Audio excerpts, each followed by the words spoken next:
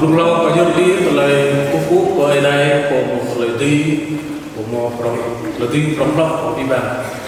có cuộc và tình na ai đây mà đi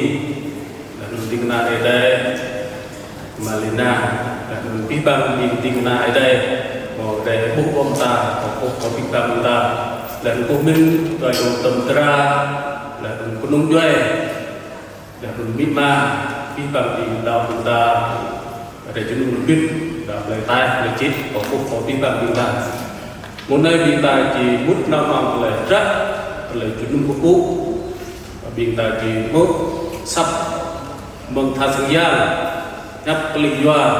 là mình có thao có lời cũng mừng cũng cái nào có chợt là thật sự ra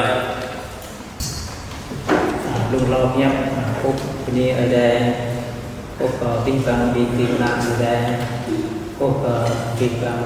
di Nyapura di Tasmania dan timbang cùng di Đảo Bình Tàn dan yang popular về đặc trưng rồi kali juga Bình Tàn để chính buah này lên trên là ta chúng ta còn siêu tuyến ôi ở xanh ke Jawa Tengah nek mon kita terlai khắp như tua một lại video tua các nikma kakak men atau atau lại cặp con mà mon lại bukan kakak lo dan sang ada kakak men atau saya men terlai khắp như tua từng nhà trúc nhà con trúc về mũ này hỏi một là chung canh rồi là nó là nên nó tới một là tôi một còn nó còn à tôi về tua cho này mòn chúng ta và cho chúng ta quản này nên chỉ gần nhiều giới chứng nhận kết hôn này chỉ đặt tôi một con này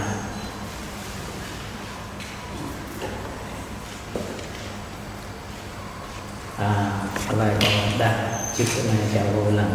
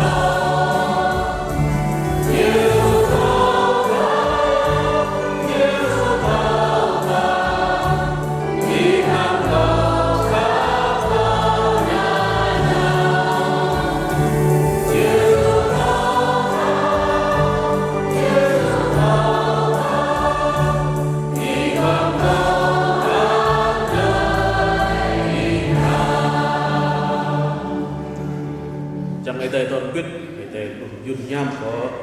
chắc để cái nông một con này có tiền cái nào ở đây mà mi để lại học bổng thì mình ta mọi công ty có ai chỉ có ai rồi mọi người làm đi ý chí người ta có một vị trí thì bạn đã biết điều đó để xin thì bằng lòng làm cái này ý bộ ban chỉ làm nên việc quay về lúc cần cứ ý bộ ayat mà có làm đi thì nông dân in thì nông dân ăn làm nên việc quay mà đi chỉ đi nâng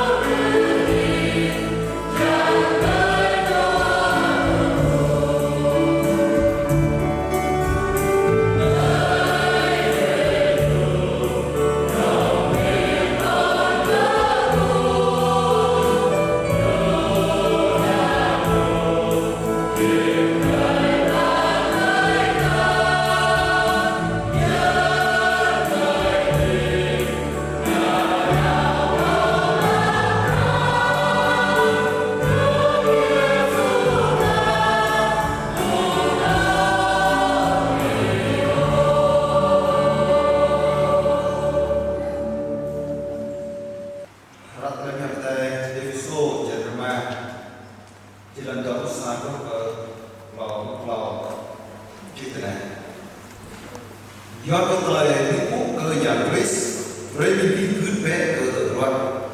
ở bên chi của này cứ bé cơ cơ bên kia cao hàng cứ cơ phải ra do cơ cơ chi ở có cơ này cao hàng nhà Chris chi ở có cơ phong sang ở đây chi người chẳng nhu lại mong nhu chi bộ má cơ phong sang ở đây cao hàng phong sang ở đây cứ cơ nhà Chris cả cái mình của này không cứ cơ cái nhu mà nhất nó ta lại ở mình chi cơ cái khắp bé cơ này thì cao hàng nhà Chris mò khắp lá cơ phong sang ở đây lại luôn có sẵn người chẳng nhu cô do cơ phong sang ở đây càng một có phong sang ở đây càng cơ nhu một có lấy bình cơ hàng ia lấy luôn hàng có bị nhập nhu càng một đắt về lắm nhu sa phong sang ở đây cú cả bu mò anh đi bu mò anh đi chun bu mò nâng kết cao hàng thủ đô càng là tuyên chi được con nhau lại một quả tu tôi mình coi không khắp cơ này như càng nhiều khắp cơ từ chân nhiều bộ lấy một khắp cơ này như chìm khắp cơ nhiều bộ dân do cơ bút mò lấy bộ vừa mất cơ từ chân nhiều bộ xong rồi nhiều chèn rong lại một khắp cơ cá nhà Chris quay làm phụ sang đây do cơ chúng ta chỉ không thân bằng từ chân nhiều cá hàng ra ở đây gặp lại lý do cơ lại không nhớ coi chỉ là mình bị mà nhu lại mình có hàng này nhu lại mình bị qua cái nhu chỉ bị xa xa yêu lại chỉ xa là yêu một cơ rộng còn càng lại là từ nhà Chris hàng phụ xa đây tôi luôn đến cho mình cái không khắp cơ này nhu cả hàng nhiều khắp cơ nhiều bộ lại luôn này không hút cơ cái yêu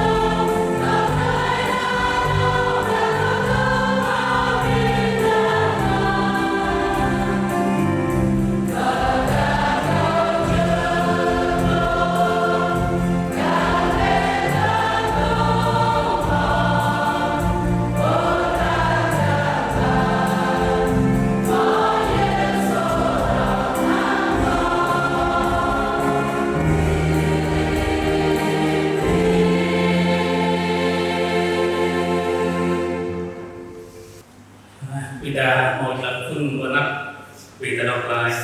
sa vật là quân của Ram đi phép mang vì này tất có vì ta đọc là biết Yua lời quý bố lời nhà Christ lời linh ký cử tế ở đó tất có vì ta và đây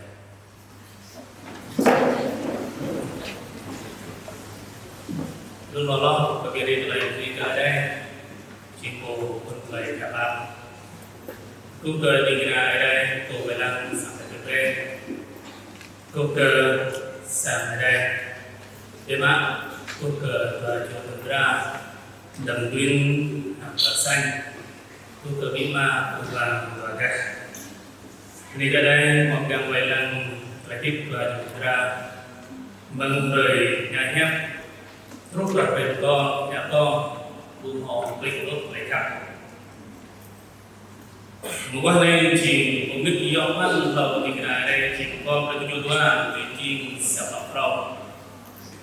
thì ta chỉ làm và biết bỏ phép cái này đúng không mong rồi sự lái bằng phải mà thưa được ba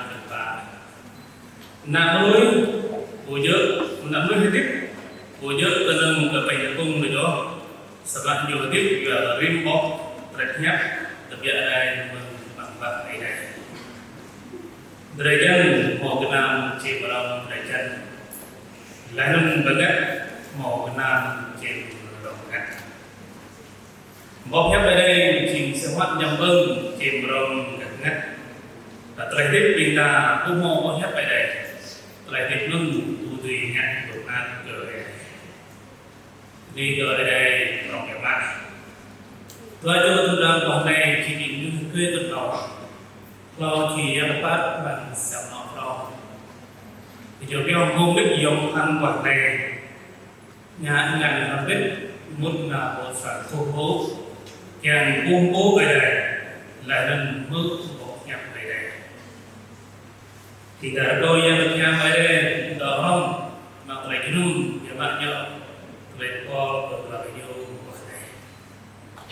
ở phương xa ở đây ở đây trình cổ hình chi bí bằng nồng á bằng nồng mỏ đã nuôi bình đà hát ở đây kia đó đã nuôi cỡ chân băng bị khea cái này đây chính đây sẽ cho được mời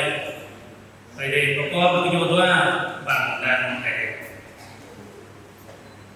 là thứ nhất ở đây có cái nhiều doa khen cỡ sẵn nó với nhau người chim sẵn nó hạt tiếp vừa mắt cỡ giờ cứ tươi một phép biển sẵn xong nó tập trung một nhạc như lời nhà mát là tiếp buộc nhất ở đây mát nên ở đây mang dân Christ ở đây một hai nơi chúng ta chấp ra lời dương hiệp dù kêu như mát sẵn nó mình đáo sẵn nó mình lâm từ Christ vì sẵn nó tiếp buộc nhất từ quay nhà xem nó tiếp của nó phải giờ đây chỉ có việc là cảnh minh hâm một này lại hâm nếu được kéo để đợi cho tầm ra chỉ còn qua để đó còn đạo biết vâng việc ta chỉ cần như mò lấy sầu đó vì tầm ra con nắp này chỉ mò để con và đợi cho tầm ra chỉ còn qua này vì ta khen sau đó việc ta thì chính sẵn nó hạt tiếp của nó cờ về đây hạt tiếp của nó về đây chỉ tiếp hiện tại thế số trường hợp mà là đầu xa rất là lọc lò là chỉ chân như lắm vì ta mua lô vật đặc năng họ bị mới gặp nhóc lần này bằng làm bằng lại có hàng tô ba ta ơi kiện có hàng đây rồi cho ra rồi các công dây một sang đây người ta brosa sang nó hạt tiếp huy cũ sang nó hạt tiếp huynh phụ nhận Christ tương trình mà được tạo xa nhưng sang nó mình ta hạt tiếp của mát cái này sang nó âm hầm huynh phụ nhận Christ thì là phân như vậy do ta tôi huynh phụ cơ nhận Christ bởi vì những người bé ở tuổi tuổi hạt son một là bởi vì những hồng cướp cực đoán do ta tôi huynh phụ cơ Christ hiếm một ra với cái câu chuyện Christ kia lại Jadi kita berpelan bahwa hui bapuk hiam jamak. Hui bapuk jing bahwa phần nào hấp butuh pencelah bahwa này. Hui bapuk yang Inggris nyupra hàng kita hui công an, nyupra hàng kita hui giao thông. Kadang waktu kenapa kita cenderung kadang lain kadangnya apa kan? Kita dapat foto, kita dapat kerja, klik dia ngomong arah lemak kita. Mosa jenadam biciu itu tenang. Dan hidup jadi se berjalan. Wah mati, wah orang yang kamu tak akan kuih lalu nyuruh hingga ngapa lúc học với Việt Nam đi renang ngapa ơi loại luôn mất ăn là việc được bây khi đó mới ra mình để lấy người Việt ăn giao thông là mới sẽ là gì rồi lo ăn rồi mong những paradise rồi vậy thì yêu luôn vậy cả mà tôi phản cảm giờ đi bốc tắt ở phương xa tại đây Yang Chris dừng dáng nhiều đò nhập đi menurut ibu Yang Chris menurut không đau khả năng của Giêsu rất vây phần và có nhau lại nâng ngắt tôi lời lại ngày tỏ tại mừng là khác thì mình mong muốn lên mong quan đây tại mình những uji buồn đại cô chẳng người đó mong và đánh những mơ chẳng đánh những mơ hạt tích bờ mà ý cô để nó mang sang nó thì mơ mà cái này là khác thì mơ bỏ hỏng lại nó coi chút những mơ là đồn tham những mơ chỉ tâm mong này đâu nó chẳng đánh những mơ tích với ủ ý là đồn cứ và thực hiện những mơ mang sang nó thì mơ cảnh thái nó coi cái em mà xem những chút những mơ là đồn vừa chắc những mơ kết là những mơ hỏng mà việc đấy biết là việc ơi có phép mình một năm một ngày mà có cuộc vấn đề gì tôi lại mà ăn phải dành Jesus Christ à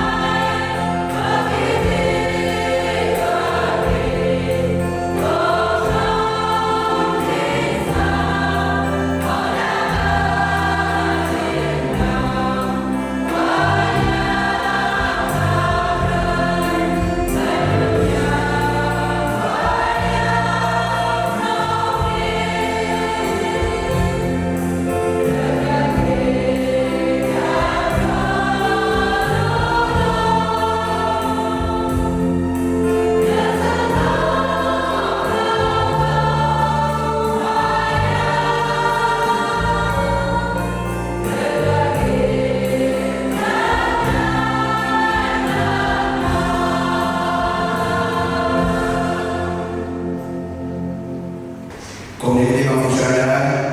di dalam lama kita mencoba cimo dan kau kita baca kita berbagai. Kemudian ini mampu kita ada ciri dari atau apa bukan dari kita dan dicip kita ada dari makan sama kita beda mau berbagai apa di mana. Dan kita dan kau kita baca apa kita berbagai singkui bui besar. Oke, mampu saya ada. Anda dah menunggu yang mai dari. Kita berjumpa lagi pada hari ini. Pada hari ini, kita mau rekor korek ke dalam sintui antara pui besar,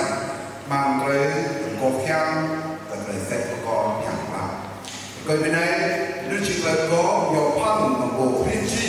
yang terlalu berkembang dan juga yang pan tengah yang disang fungsi bertanya. Yang kedua, rekor ini lucu rekor mang rekor di tempat berbaju nuôi nên chỉ đạt tới hàng đạt mười đoạn thời này yêu về năm về đại môn yêu quan thương về năm tới đó hàng về năm phút sau tới đời lại đó là biết về cái gì nhiều chỉ đi mang tay không và đó còn cái để mình ngắt thui hàng thui trời ở đây họ làm cái gì nhiều mang phải đi tới này và cái đầu tư mình đi vào đời các cái đầu tư mình vào đầu tư phải hàng sáng cái đại hàng mình thật sáng sáng cái đại là riêng rồi có đồng sinh tuyển hàng trào ôi hết xanh để có chi hàng sáng cái đại với riêng là có này các người rất lúc nào đoàn như ạc mô lãnh hạng xích để các người có người này bằng rô xa tú bạc mù tòa cùng đợt hồ đỏ năm dòng ơi hồ việt bắc mô tô ư lãnh bằng lô đọc xa làm bác từ đọc tòa đô đọc năm về ủy ban nhân dân xã Giang Lu tỉnh Gia Lai hàng người tươi cơ sở chủ khoa của tô cầu chỉ là phép để có để ở đoàn như tú đi hàng năm để có sang người nói để phổ biến Việt Nam Việt Nam và có những cái cụ thể. Pertama, yang ingin menggambarkan ini yang berjaya nyata dan berkata karena ini juga jawaban dari ini jika có ngàn lạ tương nung với nặng ở đại ở chỗ giang vì bằng phụ sang đại dòng này đây cũng gây toán các chỉ cần làm đây còn mang cái con này ai mơ là ba con giờ còn lấy đi ba chỉ nuôi cũng trơn trơn là chỗ mò mình ta tâm sinh viên hàng rào cũng là xanh nên đây và chẳng thâu để mang đi mà mình yêu các phụ sang đại làm mình hai cái con đi mà tâm sinh viên atau kudu. Kalau kita fusadan, kalau bimbang fusadan, jadi kita kalau kata, dengan kita mencintai sini hàng ba point, chính kita dalam sini, video hotma, dari kerana dalam video sini, di mana ada besar, nah kerana pertama yang berkata ini berkata atam bikin orang kami boleh hak kau sango gak berdana kakak pun dikna oleh untuk sortir kau sango ikut anak kau tahu lebih mahu saya kita kemudian yang baca doa ambil bagi nuôi makhluk terjadi warna di bawah itu dalam kita nên chỉ kita ở lại so biên hàng ya ui ở xịn chỉ biết ở trào ui xanh đi kêu hấp bác gần về cỡ ở đây con nạt trà bị nhu đây là trà bị nhu tôi ư với cái nạt trà bị nhu chỉ mặc đồ trong siêu tuy chỉ cái nạt trà bị nhu tôi các bác kia cần là tôi ư đi mà bỏ ta đi mà được con nạt trà bị nhu con biết rồi nên ấy người ta chỉ ngô trai mức trai quan trương trai chú tầm rau trai có tầm những đoàn rồi chúng nhà ở tầm siêu trí đâu câu phạm lý sao vậy nên ấy cái chuyện đấy đoàn đi chỉ là làm lại quan non đi ăn rồi vô ư chỉ mà tôi đoàn đi chỉ rồi ăn rồi này rồi có chúng nhà ở quan trương tầm siêu trí đâu Còn người đang ăn lại thái để làm lại cảm ơn ôi đạo sĩ vậy năm tôi đây có chủ nhà vậy năm đi bằng phụ sang người ta cũng gây rồi vậy để đoàn ra cả đường chính là và con bị kỳ quẩn này có thứ nhất thì dễ mất mang đích này ít cơ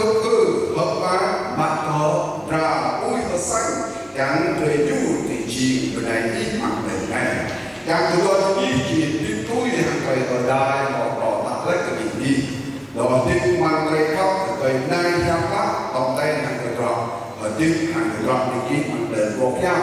ở bên đấy ở bên đây có thứ nhất thì nâng chỉ về biết mất phải nặng thời đại toàn đó có chỉ nhà đi ở đồng xứ tuyên đi quân mất vậy nặng thời đại vậy nặng đi bằng phụ sang thời đại cho vậy đời đồng nghề toàn các hàng từ làm đó đây ít chỉ hấp phá chỉ mặc đó trên nhà phá hàng này vậy đó ít chỉ có cái hấp phá của ta lại là ta rong sang của ta lại đơn riêng chỉ tốt cả này thì bị nhà tôi chắc của ta lại còn loạn sớm đi cô ăn chỉ đọc khắp cái này đôi và biết ban trò lường chun chè ron vầy đăng này như này chỉ ra vui và xanh ít bên là ít mừng đi bằng cây tư mừng đi bằng bình đẳng về chủ trả đi nên chỉ định bóng tay hàng xã châu cái này đôi ở bên về nên đi quan trọng chỉ ngạc về mình rồi ở đó là thời gian chỉ nhiều để ít thì là kiếm thì bằng để bỏ còn chỉ nhà cho và vui và xanh là cảm ơn rồi ra xanh nhà mình là chỉ còn lên là cả thì như là ở đó vui và xanh còn chỉ nhà cái ít quả này bây giờ có chủ nhà để nằm đi bằng phụ sang ở đây còn phải tới cùng về đoàn đại ngàn đường làm còn này có thể nhà cái nhớ mất đi cơ hợp phá mặt đó đồng xỉu tuyên ngã cây ít mặt lên ngay bố bò lên có ý hô ở đây nên chỉ nhớ mình còn qua có nhà cái ít vậy gọi đây mà một biết dồn hết này nhớ mất đi càng quan phải đọc đời đại để làm phu sang đời đại ý chỉ tùy cứ trời đời đại một tác tăng hàng một to đấy cái ý càng người bố sao sang nó nhằm có nhớ tùy hàng đời chăng với thứ đó rồi tiếp ý chỉ một lời lúc đó là lời nào tạo rong sang là muốn đi nhìn nào nhằm cái chân là gót con mình đi cầm được seperti itu akan sampai các cái ini suy tuyên hợp pháp chỉ nuôi có chỉ chồng nhu luôn cái chút yêu phải làm trên đó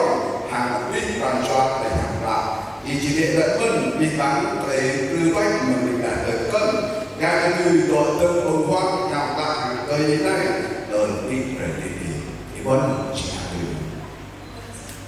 từ câu tôi đây là chủ nhà chỉ chú ý thì hãy kêu đi bằng về quản môn về đi và đang đợi cái con này kết làm kết cái con xếp lên và đợi quan đi mất còn đi bằng làm kết cái con xếp là còn ở đây ông sẽ mà các câu là những câu đầu tiên đây chỉ rất là ngạc rơi do là ngạc vua hàng ngoài và chỉ đơn một ví dụ của mình ảo để được kéo đọc lên bài đó học thì vui mà được rồi anh đã nào là từ đó nó cái năm cái học thì vui một bằng đường do một ngàn một ngày nay thì người ta nói là ngày vui là xin về và nhiều quan một ngày nay thì chỉ cần làm một cái chuyện trò trên là chỉ có để nhau quan bằng như này cả Chiều nay tôi trở lại xích rồi luôn là pháp hàng một loại trong mặt tươi chỉ này không bằng hàng ngày mai giờ đây giây phút thiêng liêng chúng ta cùng nhau kết ước trước ngôi thánh đường làm sao nói hết yêu thương tận sâu trong tim con biết ơn nào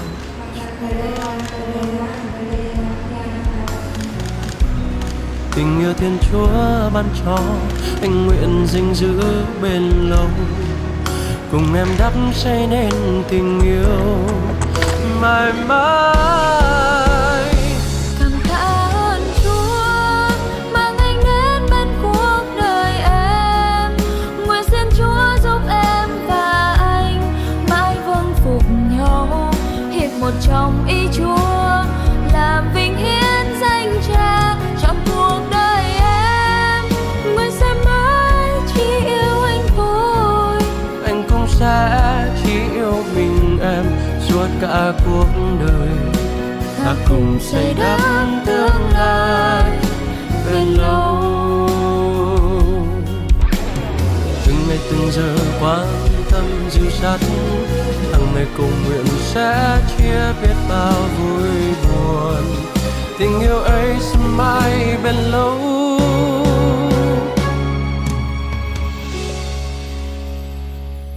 Cảm tạ ơn Chúa mang em đến bên cuộc đời anh, nguyện xin Chúa giúp anh và em mãi vâng phục nhau, hiệp một trong ý Chúa.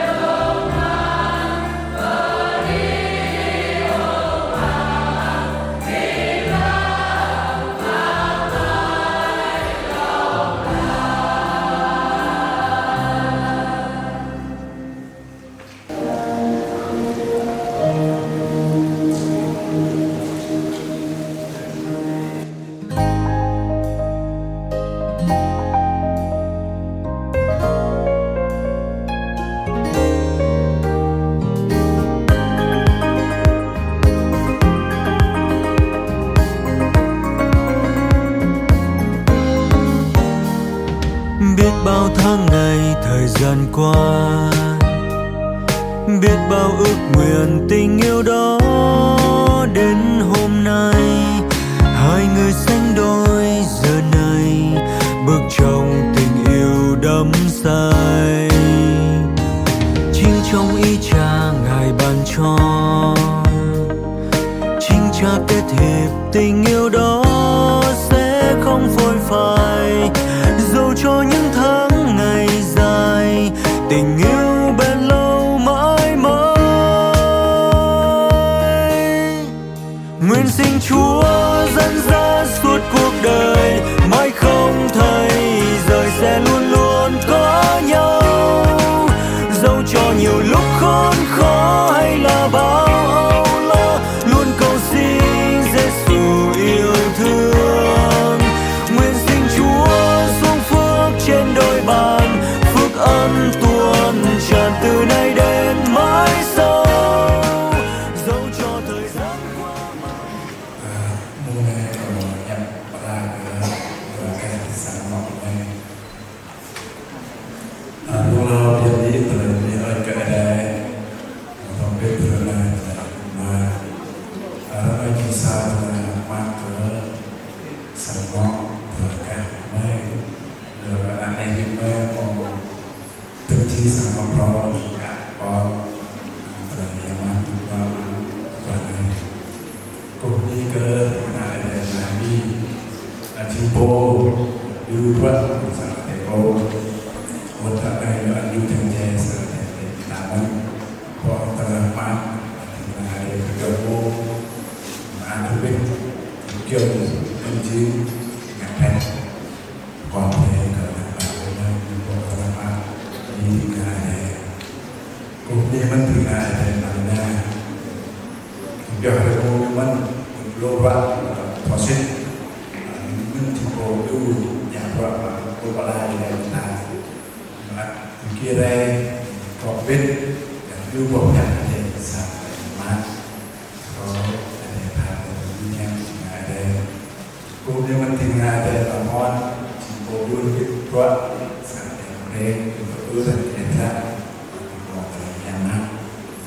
cô đi các bạn đi thì ngày đây là chết untuk dia betul kita saja jauh kita mengenai tapi bagi kita mereka terhadap buat tadi di nambit maka kalau jenuh kau kata kau kata kau mempunyai penonton ketika poldo dikenai kisah dua tahu kisah kita di Pekotro, di Daruk, di Badim, di Kapitan. Beriman kita mungkin ada tuanlah nihwa ayat iman namon kita usaha ada di Kopit kota Mangkuanai, Kopit Mas Mangkuanai. Maksud pembacuan dia mau terkait di kemidi. Gọi em hai cái tờ duy nhân ở bên một tờ duy nhân ở đây giờ thì có biết sự ở mình và này có là có thao theo cái ta mất kêu mình ta chân một cái này dạng sao để này chúng ta nuôi dạng cái năm đi nghe lại thì ta giúp đọc nhà cái ta làm biết cái đây chúng ta không là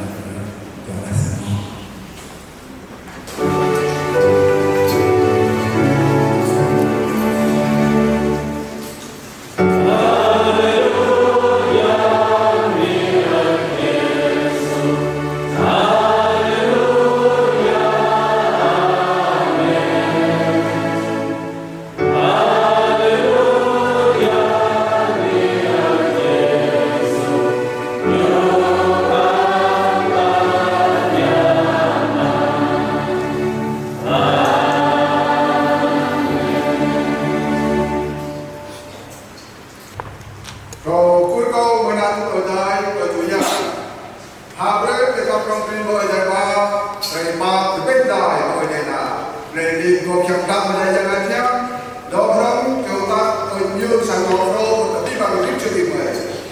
nơi đây có tôi có rơi và yang Yesus Christ chỉ cần đại cần.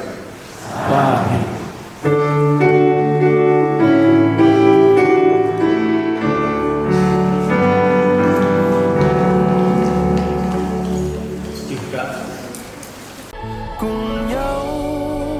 nắm tay qua tháng ngày,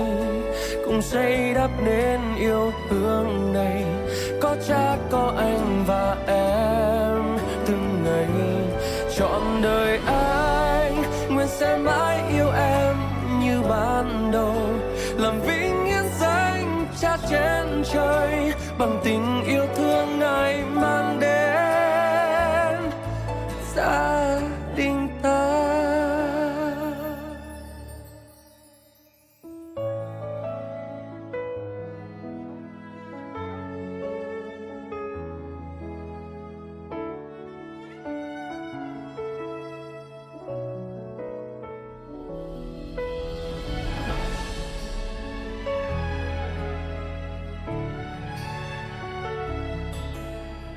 Trong khi chờ đợi thời gian quý vị cùng trở về đây để chung vui với đôi bạn trẻ, xin kính mời quý vị cùng hòa lòng một giây lát để cùng nhau lắng nghe những bản thánh ca hòa tấu đến từ anh em ban nhạc của chúng tôi. Xin trân trọng kính mời.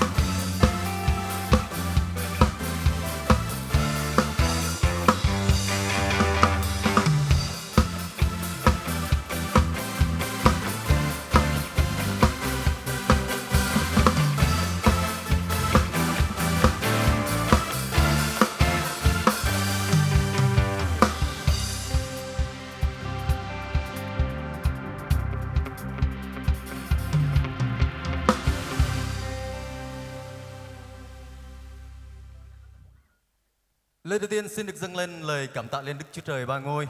là đấng tự hữu và hằng hữu. Và xin được hân hoan và nồng nhiệt chào đón sự hiện diện của toàn thể quý vị khách quý đã có mặt trong khán phòng đại tiệc và để chúc mừng hạnh phúc cho Chúa Rể siêu tuyên và cô dâu Bùi Hà Xanh trong buổi trưa ngày hôm nay. Là người dẫn chương trình, xin được phép thay lời cho đôi tân hôn cùng hai bên gia đình và dịch vụ tiệc cưới bằng kiều. Xin được kính gửi đến toàn thể quý vị một lời cảm ơn chân thành, lời kính chúc sức khỏe và một lời chào mừng trân trọng nhất ạ.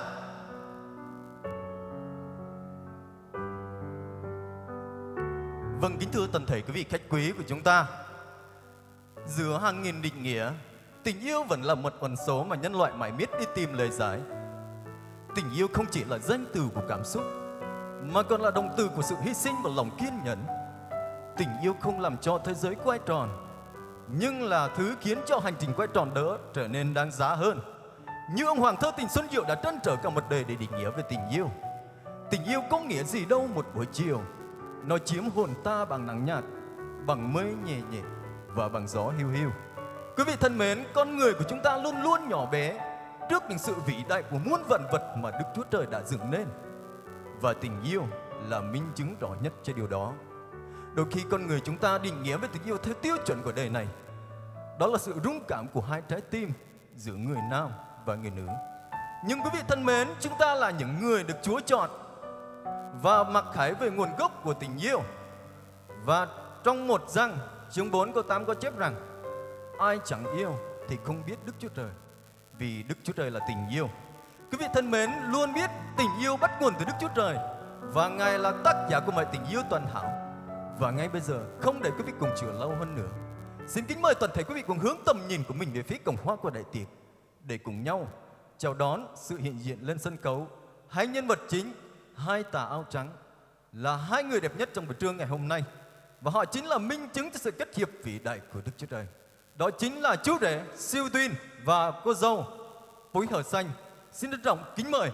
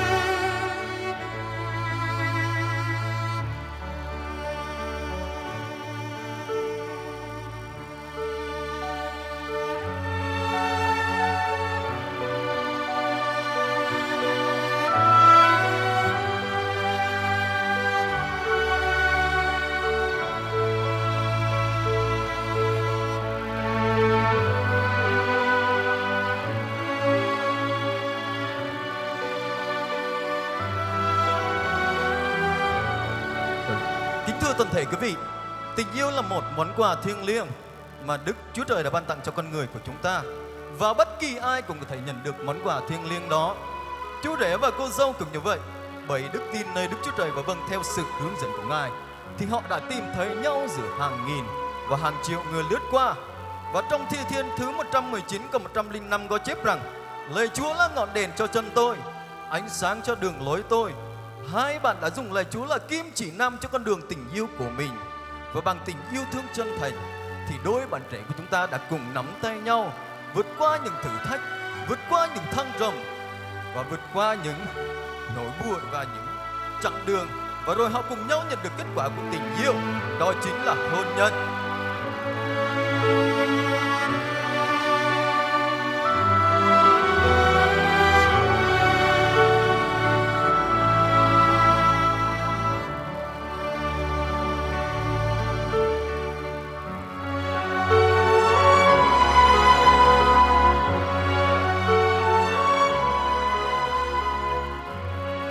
Quý bang binh giặc yêu khắp hãy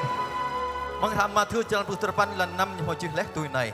tuổi nôn nhớ binh cái nhu bu nhớ chừng tòa tầng ta semua binh cái nhu chừng hi hasa hanun nhớ năm pre menui menam celah hi oh hakiat telai ở đây mò bạc gạo pre hanun nhớ chừng sa tel hak mak prong ke tam chung hàng mọ bia mang hề này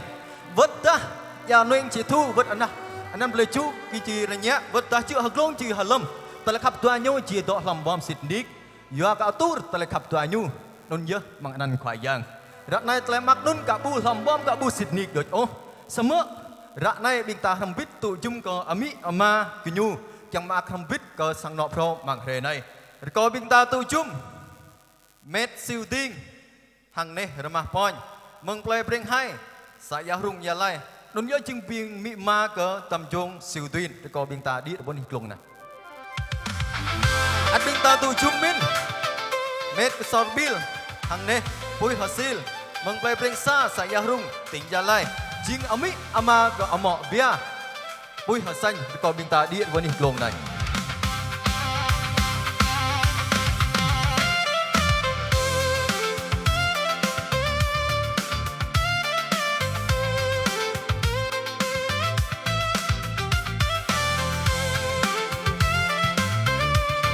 Vâng, kính thưa toàn thể quý vị khách quý của chúng ta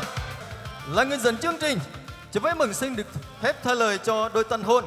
cũng như hai bên gia đình và dịch vụ tiệc cưới bằng kiều. Xin được tuyên bố bữa tiệc thành hôn của chú rể vực dâu xin được phép bắt đầu.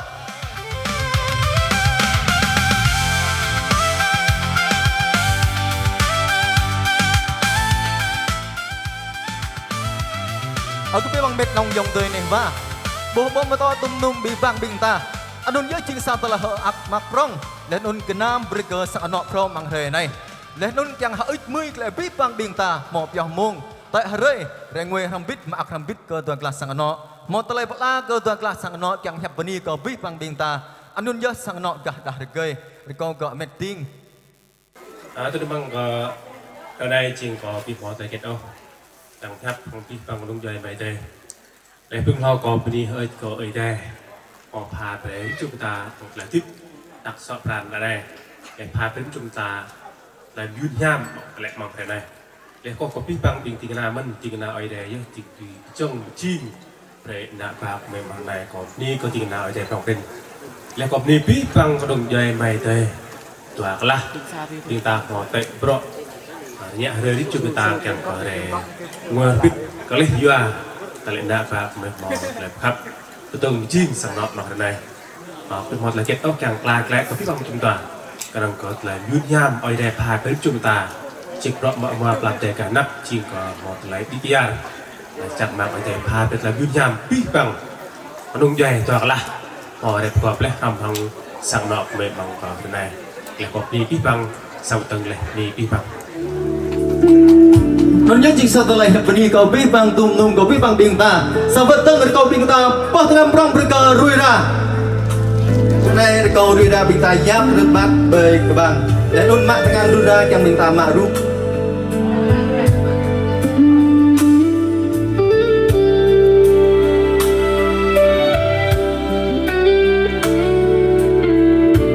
này nhớ chừng sao ta lại hẹp mặc prong cơ tật là sao nó ta bình bao bình mà na từng chừng sao nó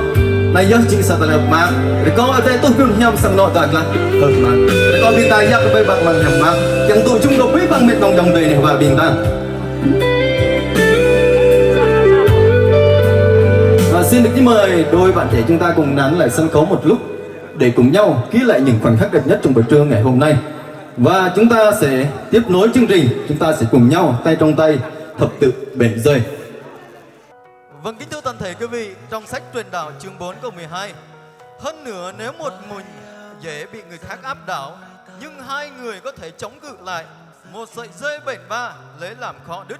Quý vị thân mến, trong câu này nói về sự kinh nghiệm của vua Salomon về tầm quan trọng và giá trị của người làm việc với nhau. Và khi chúng ta đọc và suy gẫm về câu này, chúng ta mới thấy được tầm quan trọng và ý nghĩa của Chúa đã dựng nên hôn nhân. Và trong hành trình chúng ta bước về nơi thiên thượng thì Đức Chúa Trời luôn sắm sẵn cho chúng ta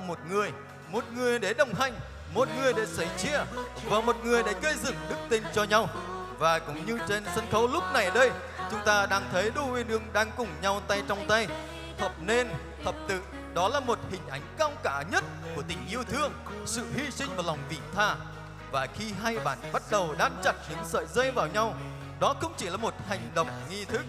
mà là một lời tuyên xưng mạnh mẽ rằng kể từ giây phút này, cuộc đời của hai bạn không còn là một lối đi riêng lẻ là một nút thắt được tạo ra bởi lời hứa sẽ cùng nhau chia sẻ buồn vui, vượt qua mọi khó khăn. Yêu em một mái ấm gia đình đôi ta cùng em Và xin kính mời hai bạn cùng tiến về phía tháp bánh tình yêu để cùng nhau tay trong tay cắt bánh hạnh phúc. Vâng, kính thưa toàn thể quý vị khách quý của chúng ta, trong sáng thế ký chương 2 câu 18 có chép rằng: Diệu và Đức Chúa Trời phán rằng, loài người ở một mình thì không tốt, ta sẽ làm nên một kẻ giúp đỡ giống như nó. Vâng, kính thưa toàn thể quý vị, công việc sáng tạo của Đức Chúa Trời hoàn tất khi Ngài tạo nên một người nữ, và Ngài có thể tạo nên một người nữ từ bụi đất như Ngài đã tạo nên một người nam. Tuy nhiên, Ngài đã tạo nên một người nữ từ thịt và xương của người nam, và trong việc làm này, Ngài minh họa cho chúng ta thấy rằng trong cuộc sống hôn nhân, người nam và người nữ trở nên một thịt. Đây là sự hiệp nhất mầu nhiệm của trái tim và cuộc sống của hai người. Giờ thiêng liêng đã đến bên em giây phút này. Kính thưa quý vị khách quý, và trong buổi sáng ngày hôm nay thì đôi bạn trẻ được làm lễ hôn phối tại nhà thờ Playbrain. Vừa rồi chúng ta đã chứng kiến những giây phút long trọng nhất trong buổi trưa ngày hôm nay, và thay lời cho những người thực hiện chương trình, thay lời cho dịch vụ tiệc cưới bằng kiều và nhâm ban nhạc Ihun của chúng tôi, xin chúc cho cô dâu và chú rể hãy yêu như Chúa đã yêu, chứ đừng sống đắng mưa chiều nhạt phai, yêu nhau bền chặt lâu dài, tình thương thân ái đến ngày tận chung. Vâng, xin chúc mừng.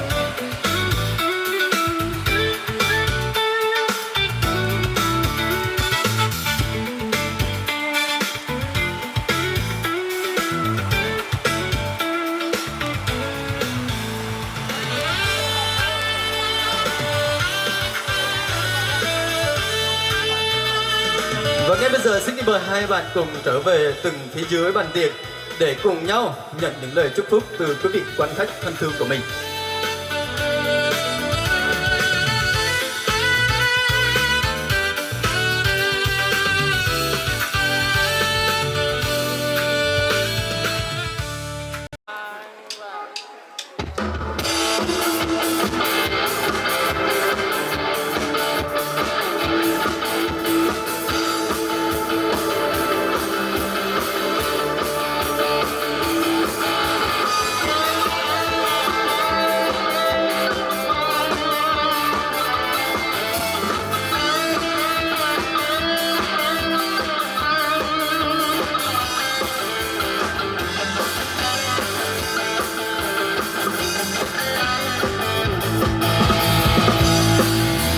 Hãy subscribe cho kênh Ghiền Mì Gõ để không bỏ lỡ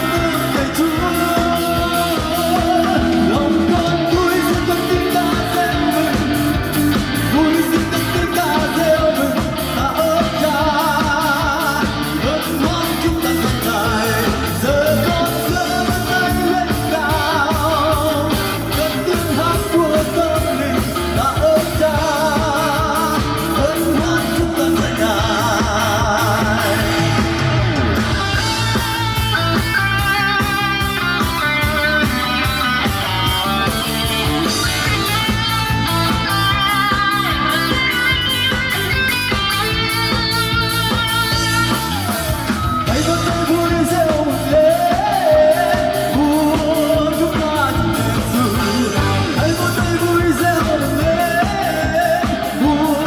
hấp dẫn.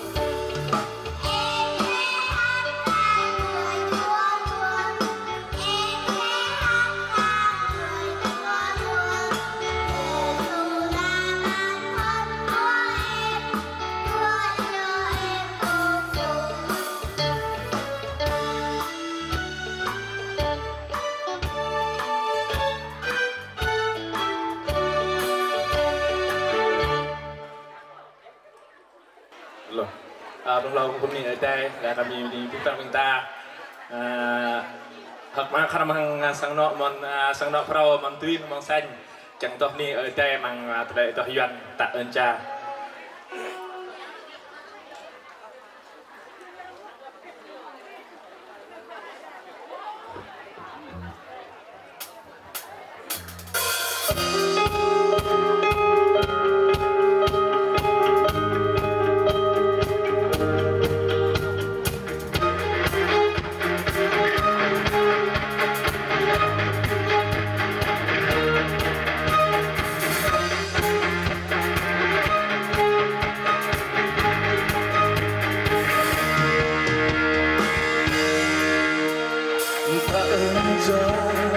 Vì tình yêu vững bền muôn thu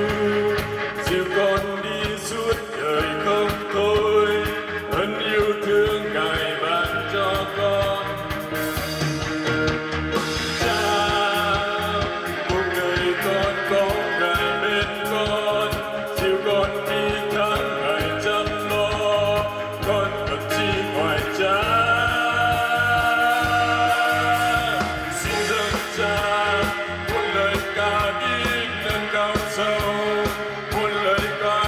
Hãy subscribe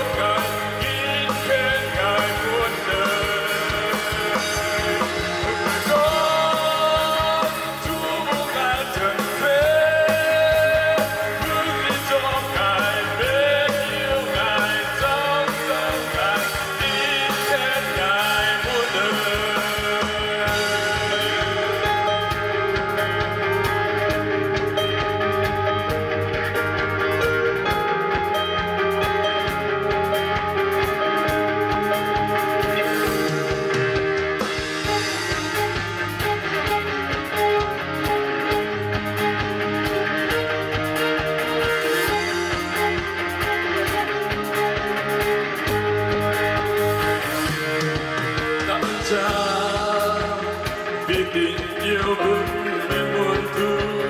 dù con đi suốt đời không thôi ơn yêu thương ngài ban cho con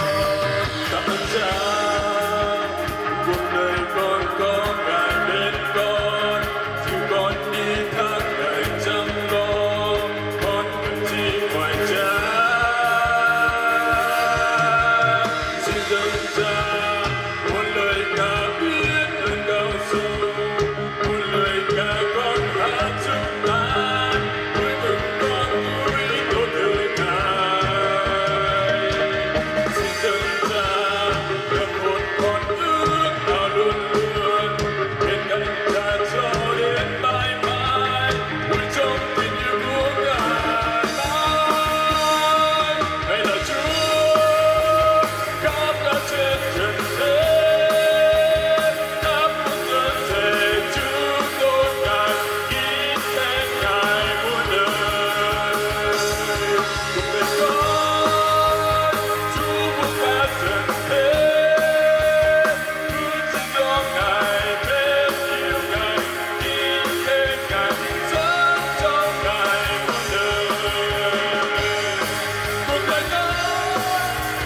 Chúa của cả trần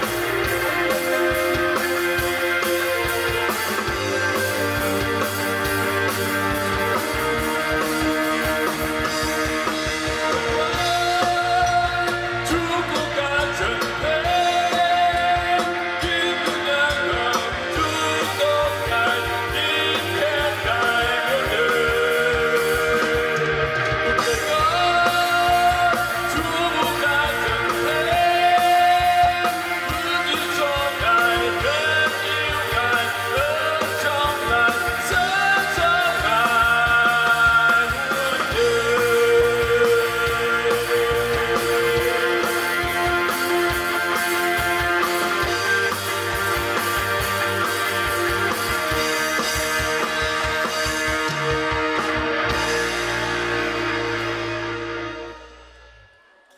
Vâng, quý vị thân mến, và trong cuộc sống chúng ta đã trải quá nhiều khó khăn. Vâng, đặc biệt để chúng ta ghi dấu ấn lại trong đời sống đó chúng ta nương cậy vào tay của Cha. Vâng, quý vị thân mến, tiếp theo chương trình âm thanh của chúng ta trong buổi trưa ngày hôm nay. Xin được kính mời giọng ca của em Vươn.